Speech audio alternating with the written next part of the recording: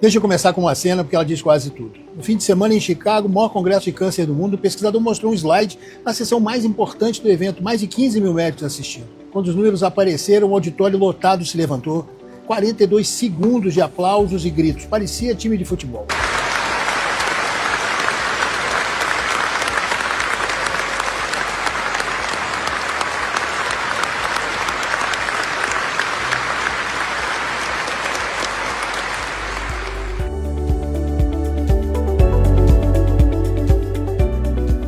O próprio cientista brincou que aquele estava programado. E olha, na minha área a gente não se emociona assim facilmente. O câncer de pâncreas, então, é uma das doenças mais cruéis que existem, isso é raríssimo. Mas por que tanta comoção? Vamos por partes. O câncer de pâncreas cresce em silêncio.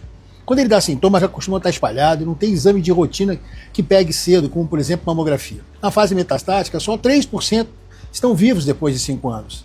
E por décadas a ciência bateu numa parede.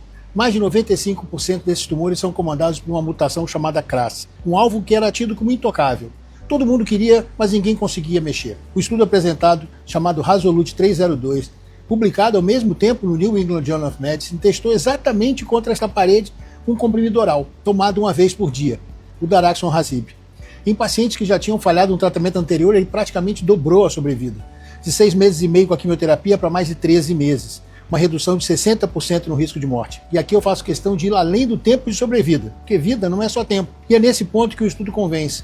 Os pacientes que tomaram o comprimido não só viveram mais, demoraram mais para piorar da dor, relataram melhor qualidade de vida do que quem fez quimioterapia. E pensa numa coisa, menos dor, mais autonomia, um tratamento que é uma pílula em casa, não é uma infusão no hospital, é mais tolerável, só 1% abandonou por efeitos colaterais contra 11% na quimioterapia. Para uma doença que cada semana de bem-estar conta, isso pesa tanto quanto sobrevida. Mas a pergunta que todo mundo faz, e no Brasil?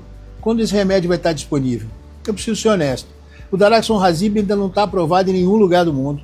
Nos Estados Unidos, o FDA liberou um acesso expandido para pacientes fora de estudo, em prazos recordes, e o pedido de formal de registro está a caminho. Na Europa nem foi submetido ainda, e a disponibilidade não deve acontecer antes de 2027. No Brasil, com a fila da Anvisa e depois de incorporação no SUS e nos planos, a conta ainda é um pouquinho mais longa.